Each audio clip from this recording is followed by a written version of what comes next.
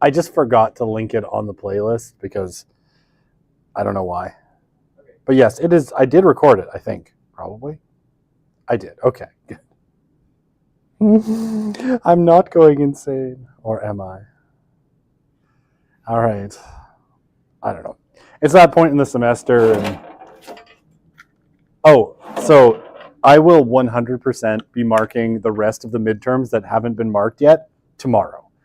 I have not had 2 seconds to do anything all this week or last week, but I will be doing that tomorrow. So I apologize that it's taken so long, and I will get on it. Okay.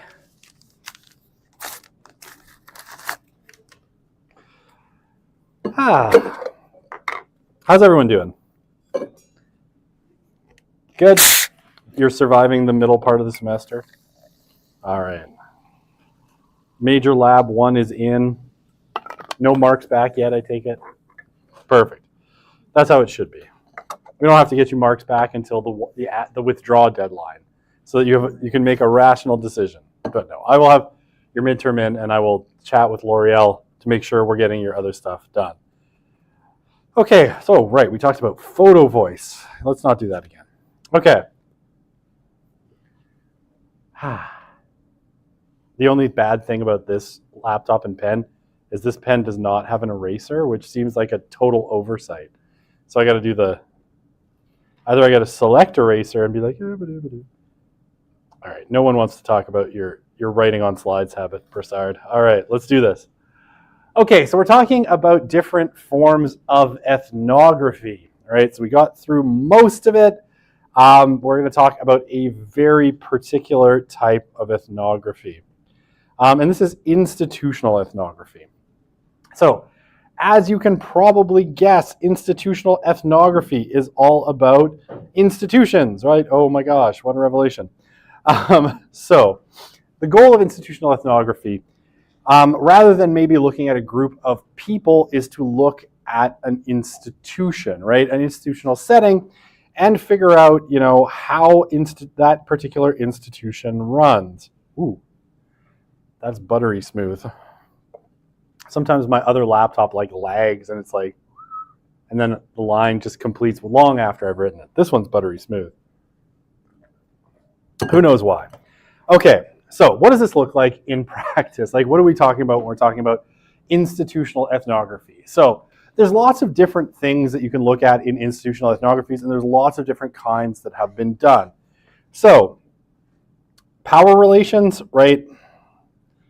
How the way institutions talk about themselves, how they're structured, how they're organized, their mission statements, policies, practices, all of these things, how they affect the lives of people within the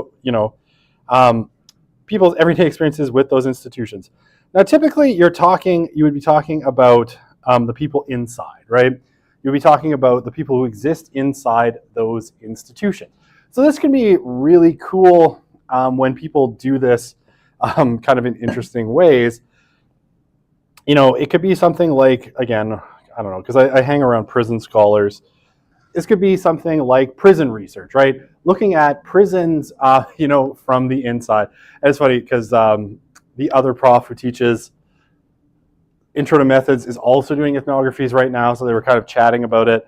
They were talking about some of the kind of weird prison ethnographies that have been done, and people who have actually, gone to commit crimes, so that they could be locked away in prisons, especially in 24-hour holding cells, in order to get an idea of what those spaces are like. That's a kind of institutional ethnography, right?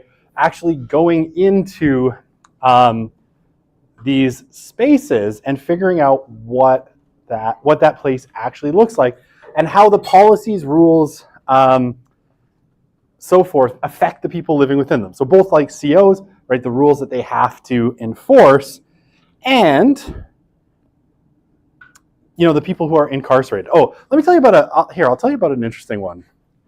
This is one that just I just remembered. So, and I can't remember the scholar's name, but I remember watching a presentation by her, and it was really interesting. So they did an ethnography of the RCMP depot, right? So depot is an interesting place. Having a few friends who've gone through, RCMP training, it's quite like, it's almost like a quasi-military kind of space.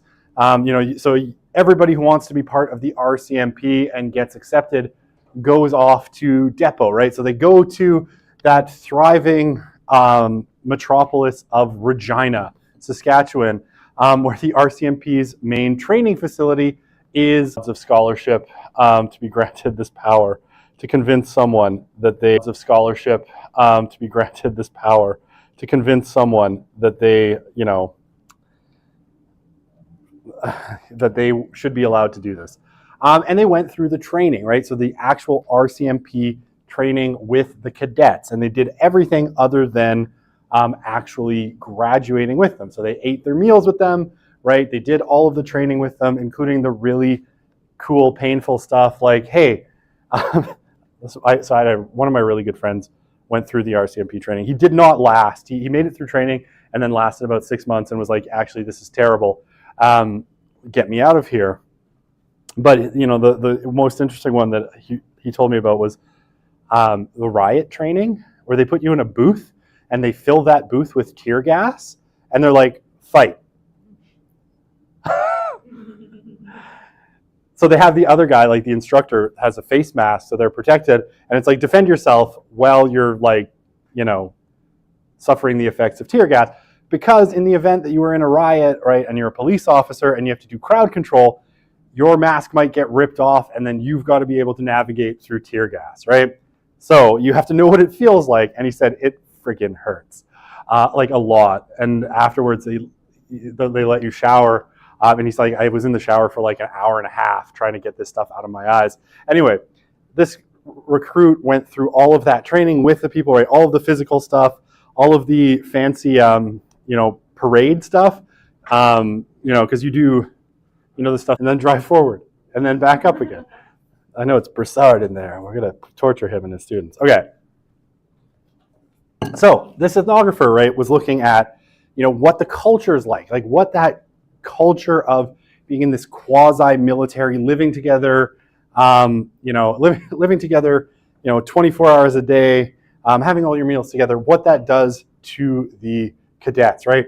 How that whole training process goes. So that would be kind of this, daily activities, because institutional so things like daily activities, looking at those things, because some of the ways institutions represent themselves isn't always accurate, right?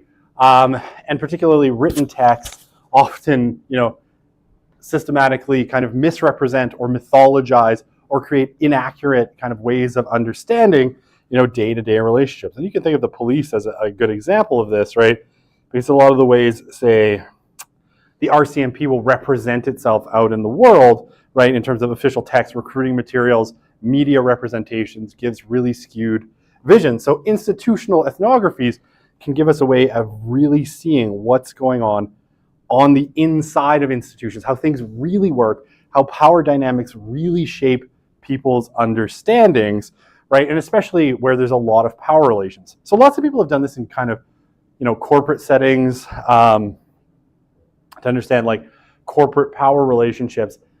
But they are really interesting when people get access to these really, really controlled spaces where power relationships are really, really important and really shape things in ways that you might not you might not suspect otherwise. And I mean, I'd be really curious, I'd love it if someone did something of like a police department or something like the RCMP once people are out of depot, because I've heard lots of stories from kind of acquaintances, because my friend still keeps in touch with a lot of the people that he went to depot with, and kind of hearing the stories either secondhand or from them when they're all drinking together is really interesting. You hear some really interesting things about what it's actually like to be in the RCMP, and I'd be like, oh, I'd love to do an institutional ethnography. Sometimes you have bad bosses in the RCMP, like your sergeant can make your life a living hell. and like get in the way of your career, and lots of people quit because they have a terrible boss, which sounds like a weird thing in the police, but it actually apparently happens all the time. Or they recommend you be shipped off to very remote locations. One of his friends was in Grand Prairie, and then it was recommended that he needed to go back and do his super rural posting, so they shipped him up to like Iqaluit, and he was not super happy about this for obvious reasons. Okay, so our institutional ethnographies. I already missed the eraser on my other pen. Explore how institutional discourses, right? So texts, manuals, policies, things found within the workplace relate to people's everyday experiences within those institutions, especially shape those relationships. How policies, in institutional settings actually have real world consequences for how people experience, the institutions that we move through every day. Yeah, please. For the example where someone will commit a crime and tell for 24 hours, is that ethical or?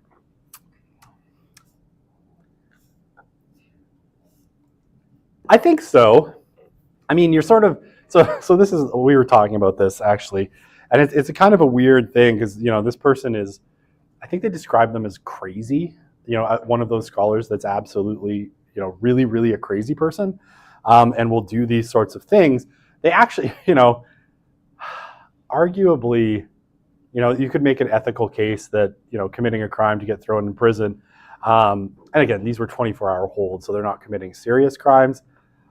And then like talking to the people in this 24-hour holding area might not be 100% ethical, but they got ethics approval for it. So, I guess if you're not doing harm to the people there, you're doing things like making sure you're not using their real names or anything that would be super identifying, you could make a case that it's ethical and that there's really no other way to get that information. Because, you walk into the 24-hour holding area and you're like, I'm Jeff and I'm here to do research. You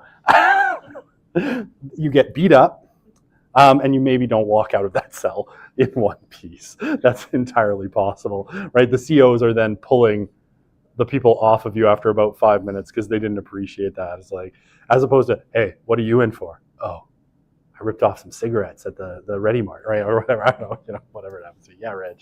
What about being kind of be there for longer, like So the only case that they could think of was Michael Walker, and Walker didn't do it on purpose. He ended up writing his ethnography of what it's like being in prison for a serious crime, which I think he assaulted his wife. For the ethnography? No, but he did the ethnography after he was charged and convicted and put in prison for assaulting his wife. So he decided, let me turn this into a learning experience. Right.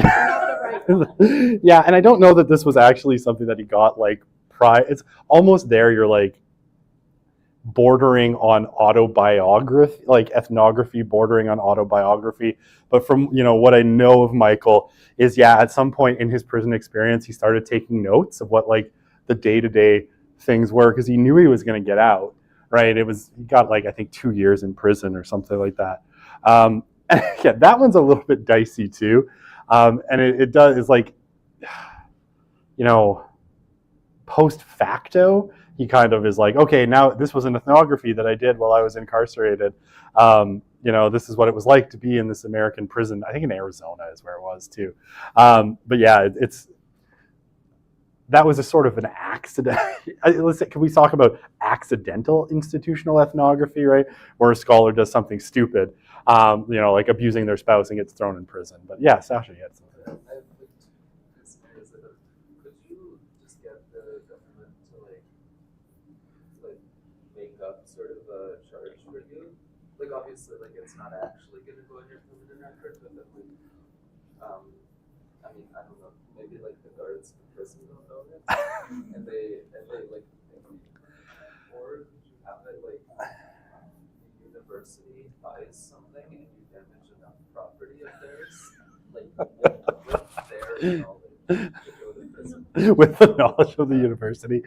Could it be some of the ugly sculptures on campus? Maybe that could be like our project is like, we're going to get thrown in prison and do an ethnography by damaging that sculpture that's like a body and then a frame and then legs. Could we destroy that one? Oh, well, yeah. Or the talus balls. Could we just like destroy the white mud talus balls and that? Anyway, that's okay. So in theory, yes. In practice, Usually COs know. COs no. They could tell. There's also Alberta Justice doesn't want typically anyone documenting what's going on in prisons. Yeah, shocking, right? They're brutal places, right? If you've ever been to prison, they are not nice places. This is why, like, I know our grad students who went over and are doing law degrees, the defense or the prosecutors that come in, they're like, we really all should do a prison tour so that if you become a prosecutor, when you're sending someone to prison, you're not sending them to a very nice place, right? So, make sure you're doing it for the right reasons. Yeah, Alberta Justice would never be on board. Maybe Sandra could get it done. Sandra has dark powers, I swear. Maybe she had 4 children and sacrificed one to the dark gods. No, she's a wonderful person. She can get access where I swear I don't know how. But yeah, access would be the problem. Like, they don't want scholars to go in. They also tend to suspect that scholars are maybe not the friendliest to the prison system. So I mean, in theory, if you could convince them, I think you could make a case that's a really interesting ethnography.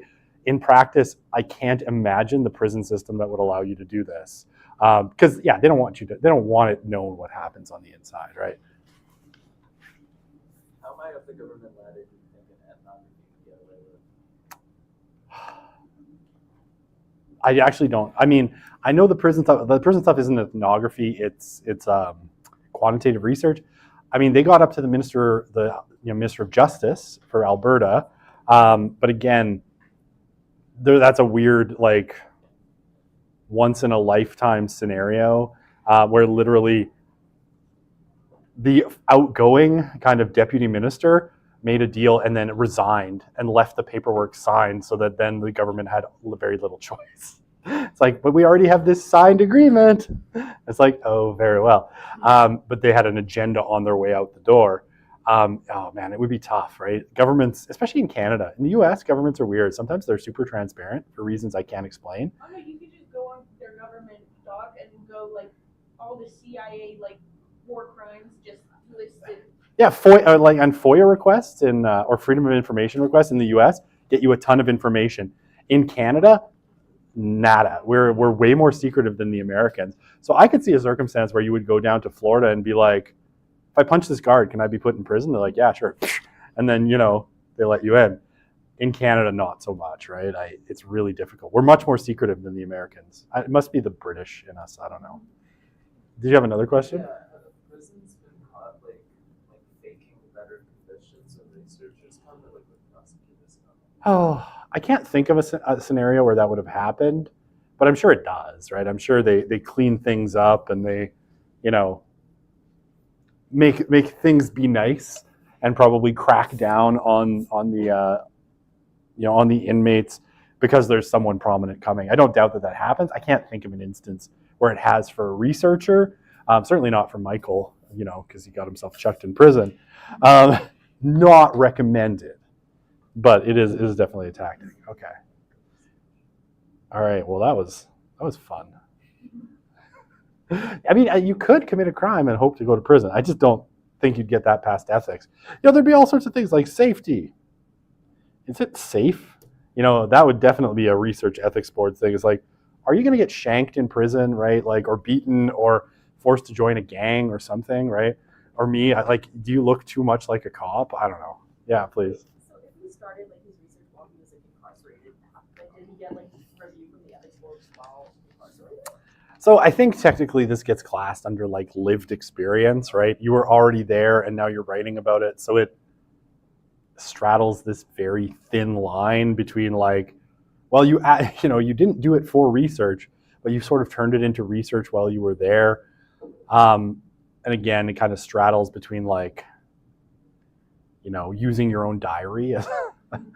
Oh, what's this one? Oh, what do they call it? Oh, I don't think I have it in the slides because I think it's dumb. sorry, I shouldn't judge my colleagues. I'm going to create another slide just to tell you about this because, it's fun. Because it's a method which I didn't include because, once again, I think it's stupid. But, in theory, this is a method that people have used, and it is actually called autoethnography, or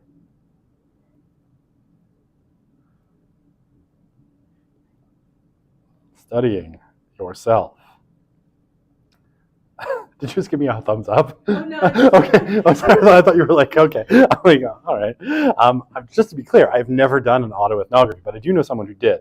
They studied their own video game playing habits, which I thought was odd. Yeah, I'm just like, okay, I've always thought autoethnography is sort of like you have to have a tremendous degree of self-regard to think that your life and experiences are interesting enough to make up the subject of a study. But that's me, and I'm a narcissist at heart because I'm a millennial.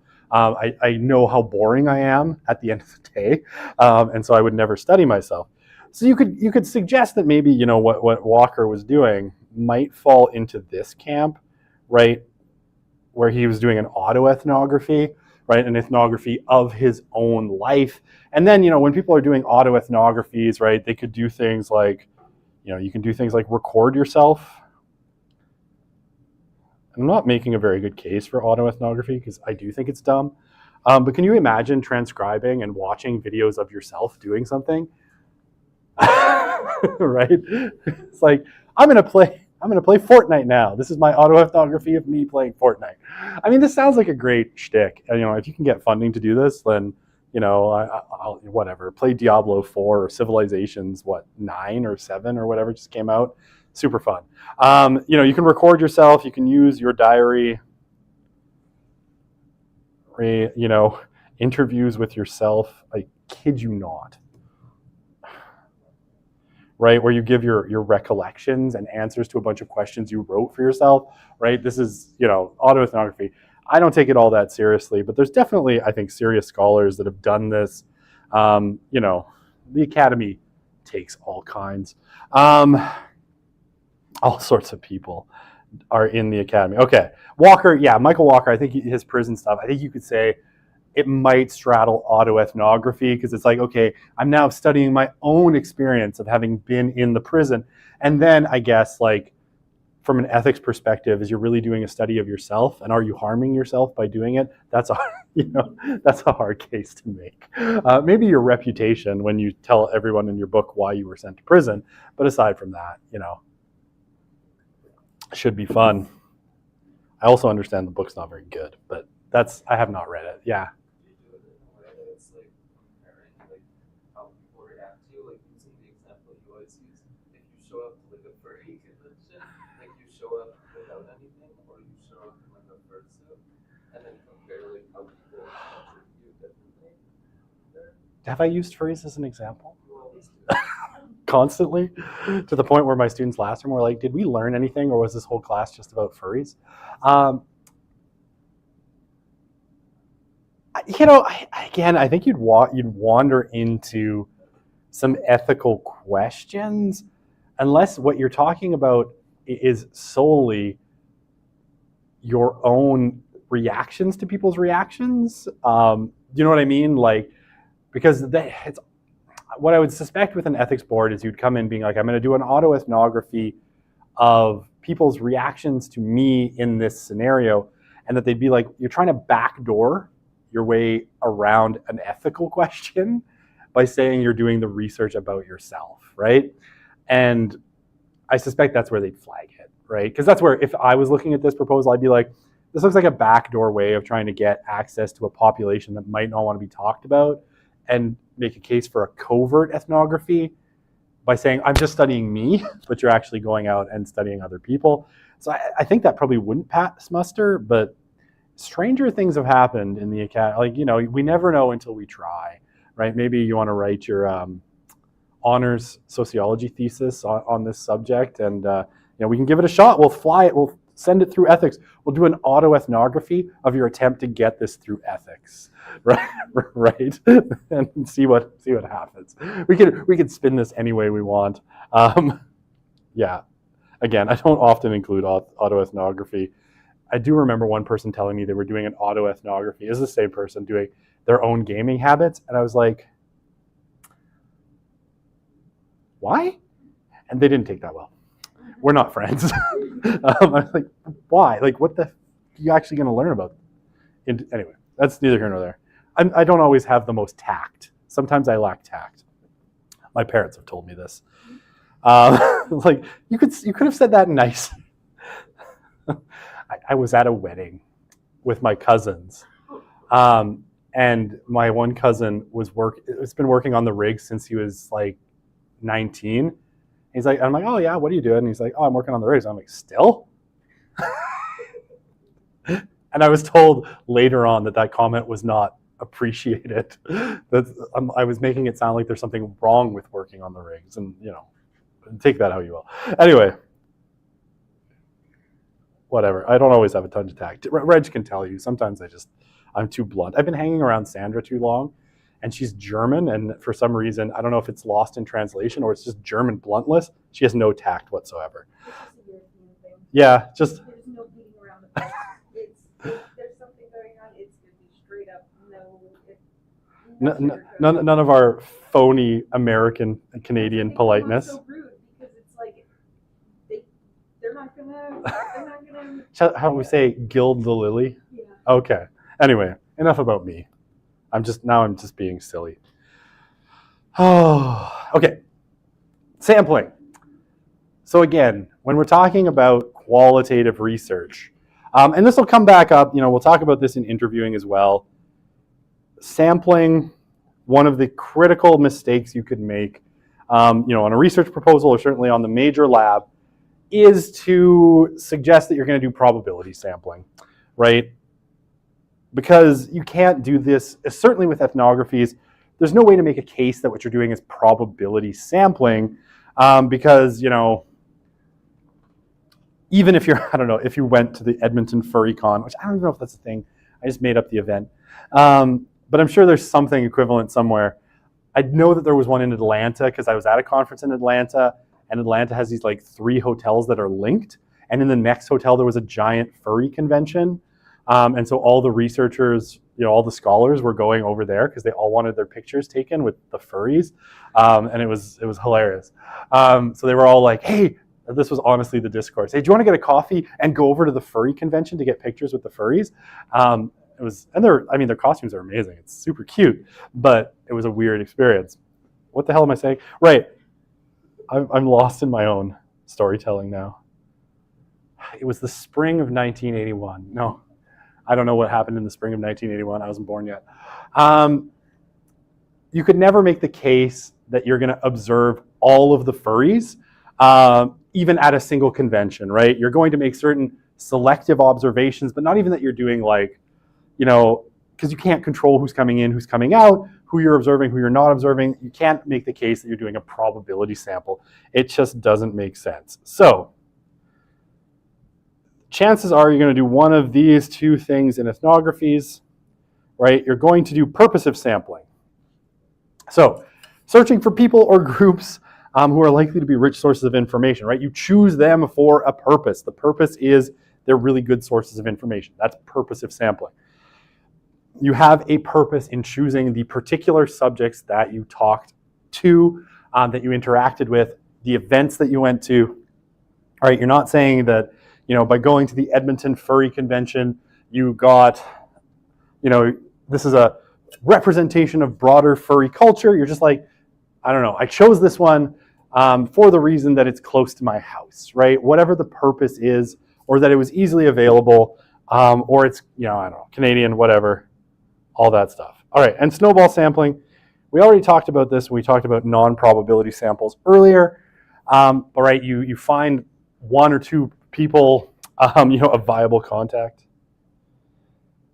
and use them to identify other people, and you just kind of keep rolling with it, asking the next person, hey, do you have anyone else I could talk to, until you run out. Yeah, please.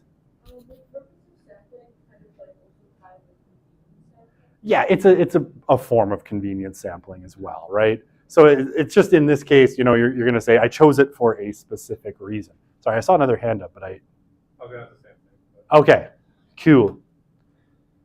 All right.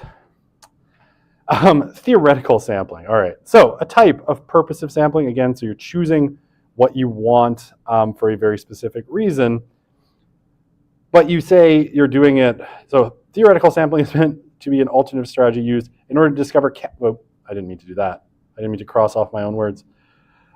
This pen is too buttery smooth. It's too beautiful. In order to discover categories and their properties and suggest their interrelation, right? Okay, so what does that mean? Basically, theoretical sampling, you're using a particular sampling essentially to test, whatever theory you have, right? So in theoretical sampling, you would do things like simultaneously collect and analyze data, right? Decide what data to collect next. Ooh, it sounds like my mic keeps going out. I don't know if it does. Or the mic in this room is just not very good. All right, I should have got it changed earlier in the term. So you decide, what data to collect next and where to find it, and you develop a theory and process, right? So you can think of this as kind of in the grounded theory kind of chain of thinking, right? You're sampling, you're choosing your particular samples in order to help you develop your kind of theory as you go, and you're adding theories, or you're adding data to it and figuring out where next to go as you're developing this theory. So again, you're doing kind of grounded theory, and it can involve anything, right? And this is so it can involve people, settings, events, times, context. So like ethnography, right? Like it's generally like ethnography. Ethnography can involve all these things as well. So you're doing it basically to help you develop and or test a theory. Okay. Theoretical sampling. All right, this is our drawing of theoretical sampling. So in theoretical sampling, data collection, observing, interviewing, collecting documents continues until you reach theoretical saturation. Remember that term because it'll be important again, this idea of saturation when we get to kind of qualitative data analysis, right? And this question of what you do with the data. These kinds of questions of saturation are really, really important. So grounded theory and analytic induction both use a similar kind of language, basically to indicate the point at which in collecting your data, developing your theory, testing your theory, you basically aren't learning anything new. Okay, so general research question. Sample theoretically, right? So, I'm having buttery smooth issues here. All right, we'll try that again. You can do a general research question, right? So this is your standard qualitative research question, which again, you should be working on because the lab yesterday was qualitative research questions. And your fourth mini lab of the second half of the course, or mini lab number 4, is about creating your qualitative research question. You do your theoretical sampling, right? So you figure out what kind of what you're trying to develop in terms of a theory. You collect data, analyze your data, use it to refine your theory. When you get theoretical saturation, you generate a sort of hypothesis, right? And then sometimes, depending on where you're at, you go back and you do this again, sample some more. Again, very similar to grounded theory. You go back and back and back until you basically stop learning anything new, right? So that's, I don't know, it sounds complicated, but it's really not that complicated once you start to do it. So basically, it's all to validate relationships amongst categories and concepts within a kind of theoretical framework that you've developed as you're doing the research. Does that make any sense? Okay, I saw a nod, and I'm going to take that as good enough.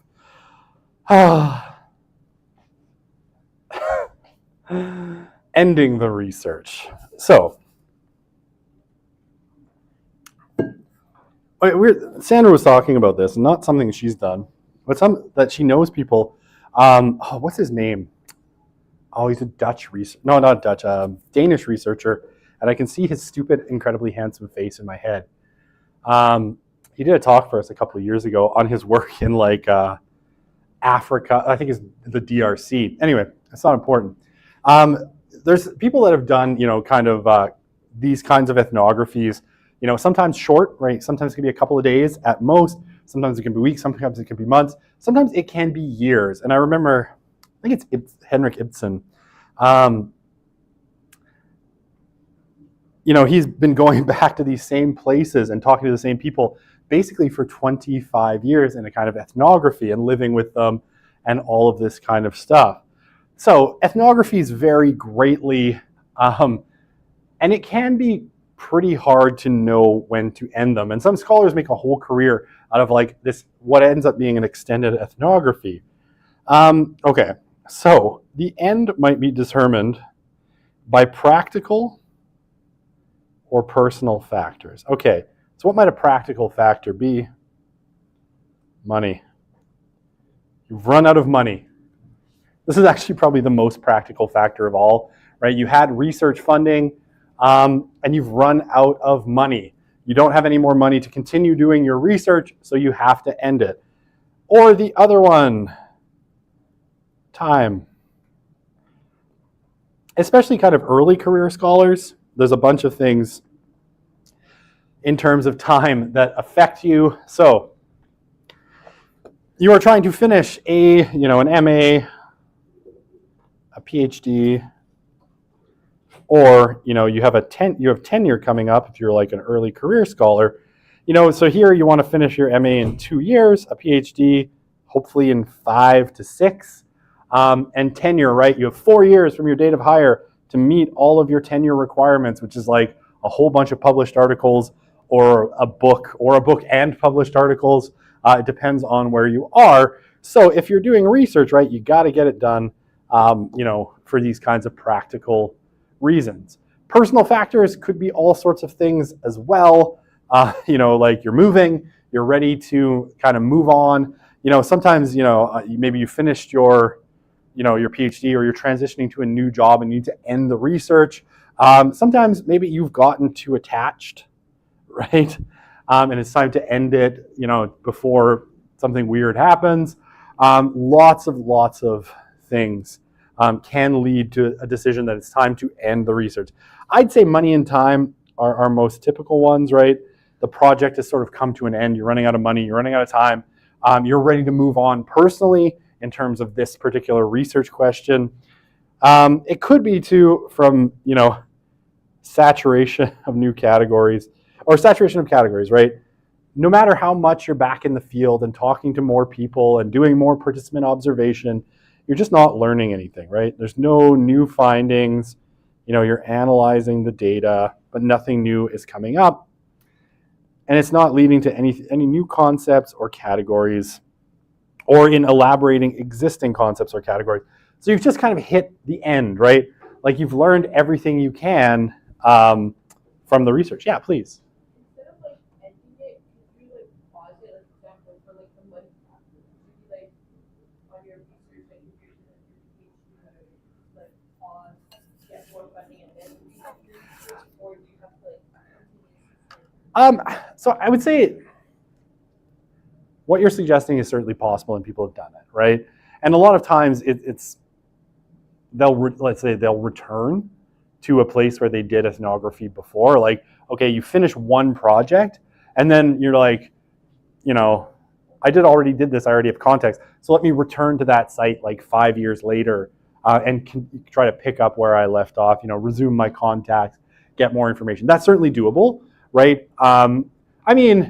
I guess the judgment there, if you're the scholar, is okay. Is the presence of kind of like, I guess if you feel like there's still stuff to learn, right? Maybe you're not here, right?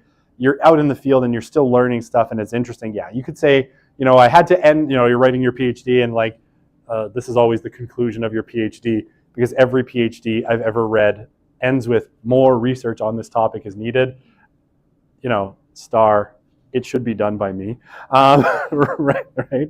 And I should get money. So I think there's certainly, if you still felt like you were learning something, like you were coming up with kind of new and interesting insights, but you just ran out of time and money, you could certainly say like, okay, this is a site that needs to be returned to, and then go beg the funding agencies for more cash. I think that's certainly possible. I guess on the flip side is, if you don't think anything's really going to change, right, and you're just like, and this can happen when people get personally attached, like some ethnographers with some of the people in like neighborhoods or places they've been, they know their kids, they know their grandkids, right? They know they're like integrated into these communities, so it can be really difficult to like exit because you have like friendships. But I think, pausing and saying you'll return later would be a little suspect if there's not a sense that you're going to learn that the passage of time is going to change something, and that then you're going to get new and interesting information out of that site. But certainly lots of people have returned to places they did ethnographies 5, 10, 15 years ago and kind of like resume them in a sense to see what the passage of time has changed. I think that's perfectly reasonable. And I mean, on a research application, it makes great sense because you can be like, hey, I still have contacts in this place, I can return. And I think, black neighborhoods in Philadelphia are probably different, after 2 terms of Donald Trump or something like that, and I should return to it. Aren't we all different after 2 terms of Donald Trump? Has it only been 48 days? Ugh. Okay, it's gonna be a long 4-ish years. Okay, does that make sense? Did I answer your question? Okay, perfect. So, let me clear my slide. Oops, I got my specific eraser. All right, we'll do that. So, definitely, I kind of talked about this, issues with leaving the field. Some of the relationships, like I know we're supposed to be like researchers and objective and everything. Saying goodbye, can be really difficult. The more time you've spent with people, the more personal bonds and attachments you've formed with them, the harder it's going to be potentially to leave. So that can be really difficult because it is like cutting yourself off from friends that you've made, right? Which is where, ethnography and hanging out often feels very similar, except you make field notes at the end of the day. So I hope you don't make field notes at the end of the day when you're hanging out with your friends. It's like keeping records. Sheila was being a real bitch tonight. Right. Okay. And sharing results, right? There's no need necessarily to share your results with the communities that you've interacted with, but it's often something people want to do, right, to show the impact of the research they're doing. Now, in a sense, sharing the results can be good. It can give a chance for people to give their feedback on what you found and maybe correct anything that they think was wrong. I don't know anyone in high-level Alberta, do I? No. So I think that's probably spam. If it was High Prairie, different story. So sharing the results can be good to get feedback from people on what was in the research and their take on that research as well. But, if you think that there's a chance that it might, maybe hinder your access to the field later on where you might want to return, there can be a case that maybe you don't want to share your findings, and maybe you're having a hard time figuring out what your research says, and you need, to leave the field so you can go write your dissertation or your book and digest it, and you don't have results to share at all. So, all considerations. All right. Oh, that took longer than I thought. We had some fun at Michael Walker's expense, and that other unnamed person who did autoethnography. Okay, I guess we can start talking a little bit about qualitative interviews for a few minutes, and then we'll call it a day at some point. Okay. All right. There we go. Hang on, I have to find my no. Oh no. Oh no. Oh no. It's one of those moments where I can't get the slide. Oh, there it is. Aha, I made it work. Okay. Happy days. Okay. So, the next thing we're going to talk about is number 1 qualitative research method, which are qualitative interviews. So this should be fun. This is a methodology with which I have an extraordinary amount of experience. I've done a ton of interviews. They're super fun. And I've done focus groups galore, which are also super fun in different ways. So we're going to talk qualitative interviews and how to do them, what their place is, and of course, foibles. So definitely, especially if I'm going to finish one sentence before I begin speaking the second one. I would say certainly our most used qualitative research method, especially when you consider that, number 2, ethnography, typically involves a substantial amount of qualitative interviewing as well. So, if you count, that method 1 and method 2 uses method 1, I sound like I'm putting together IKEA furniture now. Definitely qualitative interviewing is probably the top qualitative method. And I would say, probably in terms of overall social research methods in sociology, number 2 behind surveys. So, all fun stuff. So, that voice is very loud. There is a group outside there, I'm not sure. Is it a tour of some sort? A tour? Do they want to learn about qualitative methods? I highly doubt Is it like school children? Because then, No, it's fully adults. oh, well, to hell with them. Be quieter, people. All right, I need more bubbly water. Hang on. Okay, so we got 2 main types, right? So, which I will discuss shortly, unstructured and semi-structured interviews, right? Which I think from the titles you can probably imagine what they are, but we'll go over it in depth. And there's lots of different types of interviews. A really typical kind would be like a life history interview, where you're asking someone about something that's happened to them, right? Sometimes called studying biography, right? Where you would go and you would ask someone about an experience that they had, right? Now you can do life histories like where someone tells you like all about their life, from when they were little all the way through, or about a very specific moment in their life, some event that happened to them. Okay, oral histories, right? Spoken histories, like kind of often kind of shared histories, sometimes of communities, right? Studying historical events as reflected in people's lives. So a lot of the work that's been done, say, around residential schools and talking to residential school survivors, often talking about what their parents experienced, grandparents, and multiple generations that went to residential schools, right? I would say falls into the sort of oral history interviews, right? Where you're finding out, not just people's own experiences, but, things that have been passed down to them as well, often by people who are no longer around. And then, focus groups. I love focus groups. So now there's lots of different other kinds of interviews as well, right? There's just like, even if you're not, say, getting life history out of people, just straight up like interviewing people to talk about, things that they know, particular, kinds of expertise they have. I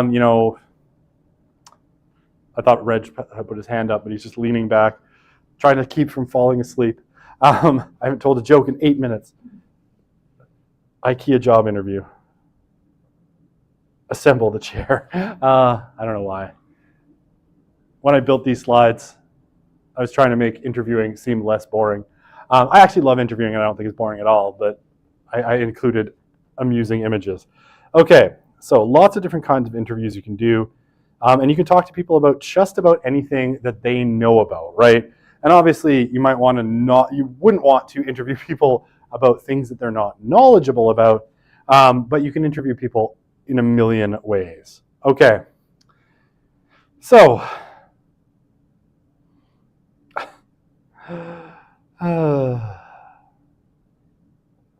qualitative interviewing, right?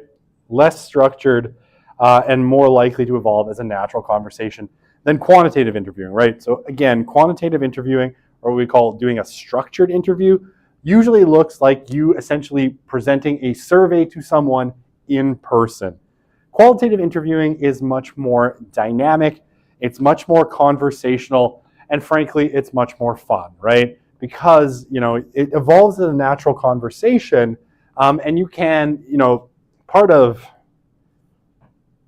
any kind of interview, like qualitative interview, is, what is that thing? Improv, that's what I meant to write.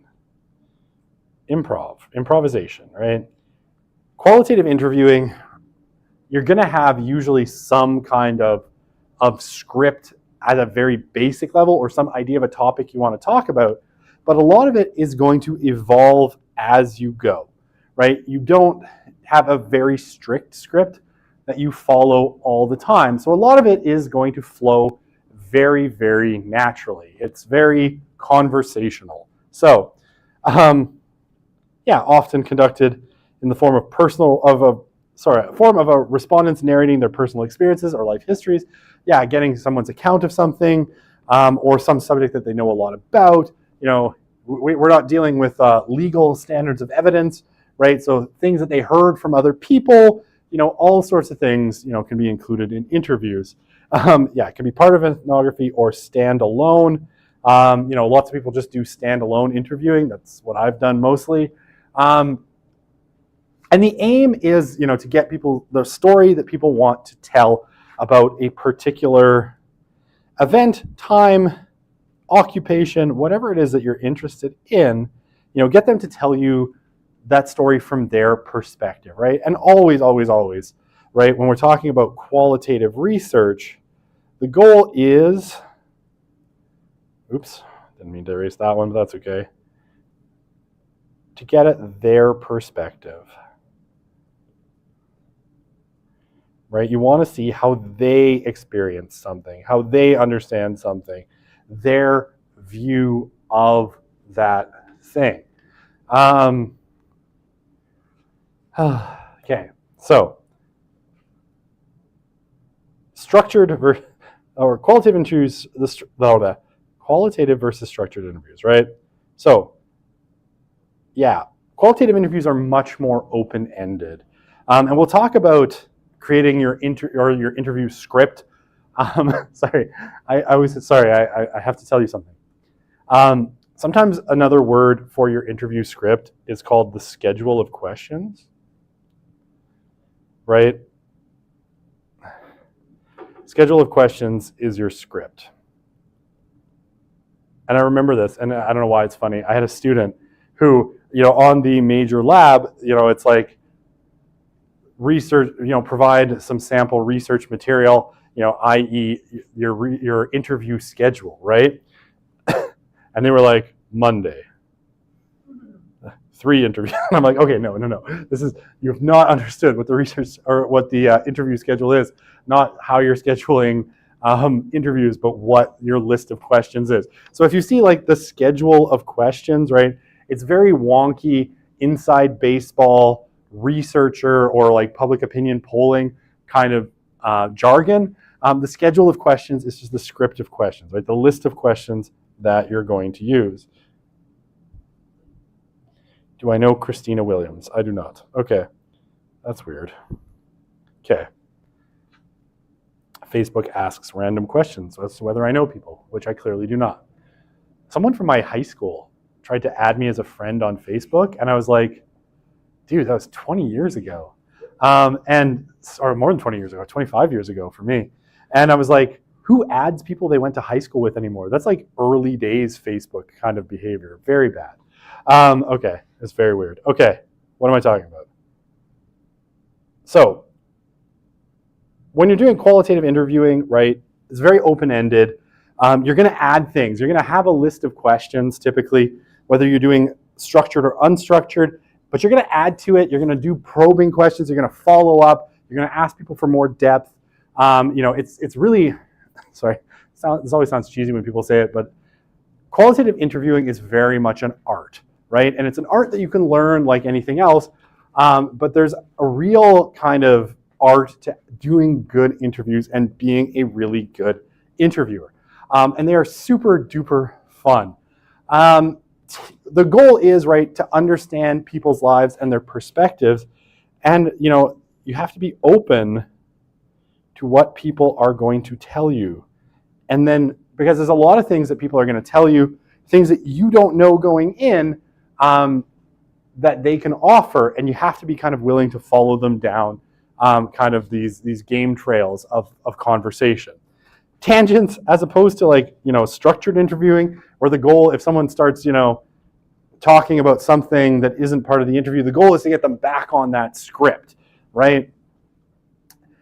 In qualitative interviewing, the tangents are encouraged, right? Because tangents are often where you learn really interesting things that you didn't know beforehand. I'm jealous of your goldfish. I'm very hungry. I even had lunch today, unlike my typical thing, but I'm like, ooh, goldfish. They are nothing. They are air and wheat.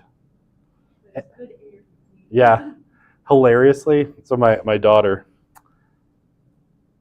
when she was really little, she had to get the ear tubes in. So she had to get put under to get it done. And so you have to keep her from eating, right, for a long, 12 hours or something. And in her car seat, she found one goldfish and ate it. And I spent the better part of a half hour arguing with the surgeon. I'm like, okay, I know she could aspirate, but it's a goldfish. Have you ever dissolved a goldfish in water? It's nothing. There's nothing there. It's like, this much flour. And I lost that battle. They wouldn't do it until she waited another 3 hours, which I'm trying to keep a toddler from not being grumpy when they haven't eaten for 15 hours. Super fun. Goldfish are the worst. They're my enemies, but I love them. Okay, so flexibility, right? Important. People can talk about, they might address topics introduced by the interviewee if you're doing the interview, right? Sometimes people offer really interesting things. And what you want is to let people talk, right? The role of the interviewer is never to be the one doing the most talking.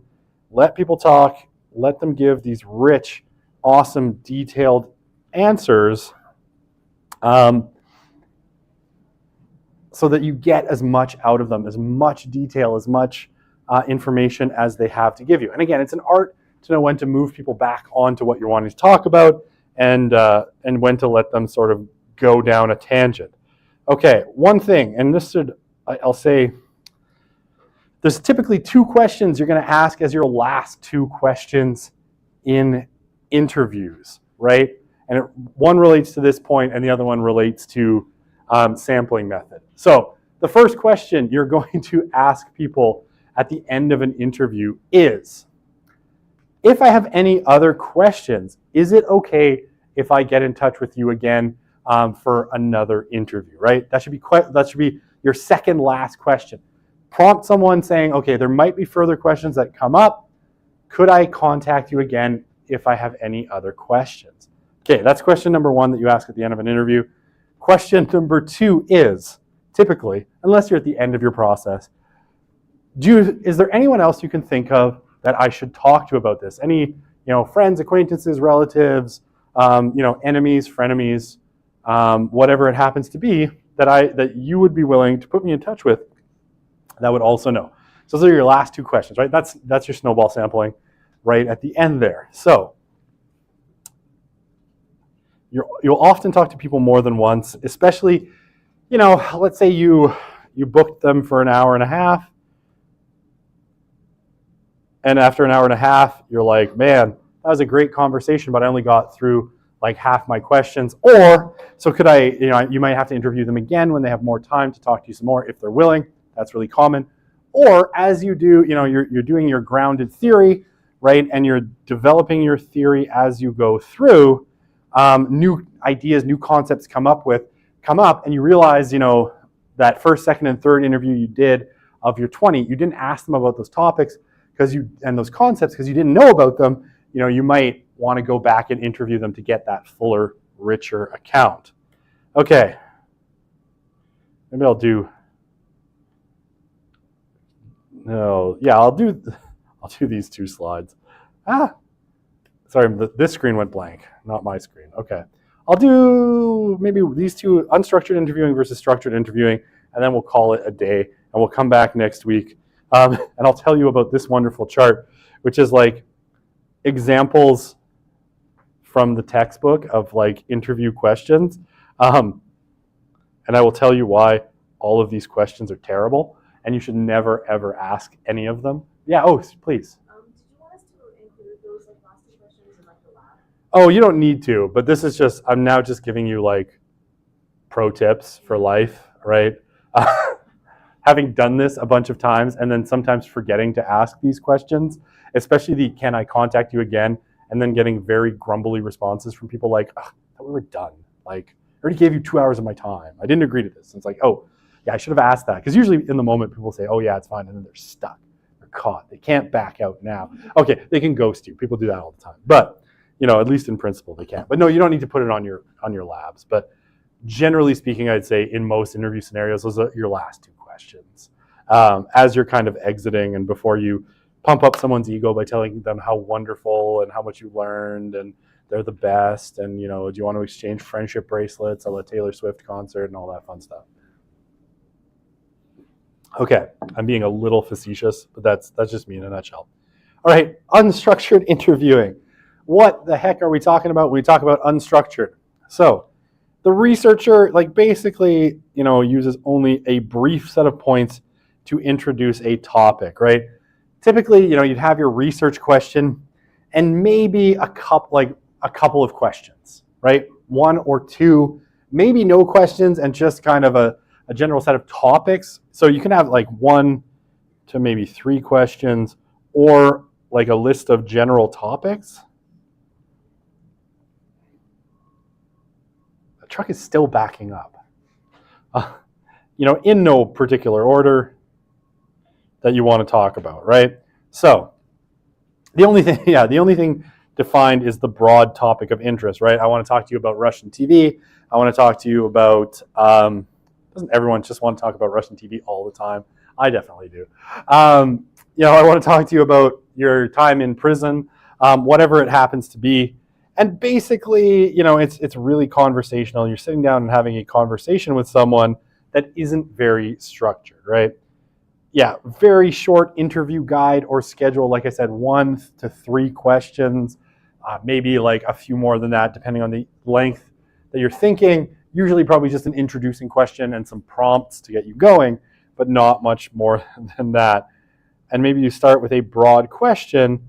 And yeah, you just kind of follow along. You go free form, you create questions as you go, you prompt, you ask, maybe you throw some things in, right? It's very, very conversational. And you don't come with a lot of prep. Now, I think the most typical situation where you might have this is if you sort of, you know, you enter into a space, you have your ethics research, you know you're dealing with people, but you weren't planning to do an interview. Maybe you're a little early in the process, and you're not, you know, but you need to interview this person right now. So you have a general topic of interest and you just kind of go. Now, I don't think unstructured interviewing is a good place for you to start. If you're a beginning researcher, going in cold can have dire consequences because you're not good at it yet. So this is like, you know, I think I would say for more experienced researchers, not newbies like y'all. But, you know, certainly you might get into a situation where you're not prepped, and you just have to kind of go with it. And that would be a kind of unstructured interviews. Some people prefer this. Some people prefer the much more organic kind of form of conversation that isn't as structured. I think for most people, semi-structured interviewing is where most people do most of their work when you're interviewing, right? Even experienced researchers, I think, tend to stick to semi-structured. So the researcher typically will have a list of questions or topics to be covered and a somewhat longer interview guide. And I would say like 15 to 20 questions is a pretty good sort of baseline for an interview guide or schedule in an unstructured interview that's going to last about an hour and a half to 2 hours, right? Because, you know, and here, you know, oh, I'm getting ahead of myself. People will you'll get out of order. If you have too long of a guide, you're going to miss things because things get out of order and you have to go back and go through your questions and you know, you might miss stuff. So having a little bit less is probably better, especially in a relatively short time frame, like an hour and a half to 2 hours. So interviewers, right, are still, you're not stuck with the script, right? This isn't a structured interview. You're still free to reply any way you choose, right? And you're going to ask follow-up questions. You're going to, say things, prompt them with like, oh, can you tell me more about that? When you mentioned this, what did you mean by that, right? There's going to be and we'll talk about different kinds of questions. There's all sorts of things. The questions can be and often will be asked out of order. And sometimes, right, you have your interview script, and in the course of the conversation, I remember doing this with my interview script, and it was like, okay, I started with question 1, and then they said something, and I immediately jumped to like question 15 because that was more pertinent in the order than in that conversation than my question number 2. And so I kind of jumped around in interviews. And usually, like at the end, I'm like, okay, let me just take a quick look at my interview questions to make sure I covered everything I wanted to cover, because sometimes you get out of order and you can lose your place. But yeah, there's a lot of improv in semi-structured, right? You're devising new questions on the spot. You're probing on things that people told you. You're giving, maybe a perspective and asking them to respond, all sorts of stuff as it comes to you. So it's a very fun, like honestly, semi-structured interviewing is my happy place, right? I love semi-structured interviewing because it's super fun. And I find it, as research goes, it's incredibly creative because you're in the process of talking with people, you're reacting to them in real time, you're coming up with good questions, hopefully. Not always, but we aspire to it. And it's dance, right? You're dancing with the person you're talking to, trying to get really good information, trying to come up with stuff on the spot, improvising questions, going down rabbit holes, reacting to what they're saying, trying to get them to say more, sometimes through your reactions, right? It's super fun. I have such a good time when I'm doing semi-structured interviewing. I'm often exhausted afterwards because it's very performative, but it's so much fun. It's like I said, it's my research happy place. I just hit 10,000 steps. There we go. All right, that's probably a good place to stop. Yeah, you're clearly, you don't want to wander too far. You want to stay on the topic of interest. And yeah, sorry, these interview scripts, useful when there's more than one interviewer, right? If you have semi-structured interviewing, when there are several interviews, or honestly, when you are new, because having a script that you can kind of fall back on so that, if you kind of get stymied, you have some questions to go back on, this is a good learning tool, but it's also super fun. Okay, learning tool.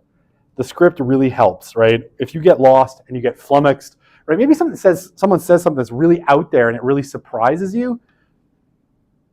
You could be like, oh wow, that's really interesting. Okay, I'm stuck. Okay, what's question number 4? Okay, I'm got, and you launch question number 4. So that's semi-structured interviewing, right? A few more questions, probably 15 to 20. Man, all right, we did it. We're basically out of time. Let's leave it there. We'll talk. I'll tell you why all of these are absolutely dog water questions. I don't know who wrote this textbook, but I'm like, have you conducted an interview? Have you? Because I've done enough interviews to know that this is bad. This would hit hard and flat. But anyway, let's talk about that on Monday. Have a wonderful weekend, he said on Wednesday, which is still always weird. It's much more natural on Thursday, on a Tuesday, Thursday, and then a Wednesday. All right, have a great time. Have a great rest of your day. Have a great rest of your week. We'll see you next week. Bye, Paula. Do you have an opinion on have you seen those Jubilee interviews on YouTube? Jubilee, no. Where it's like 3 pro-abortion people. Oh, those are stupid. Yeah, I was gonna say, I think they And people are fighting each other.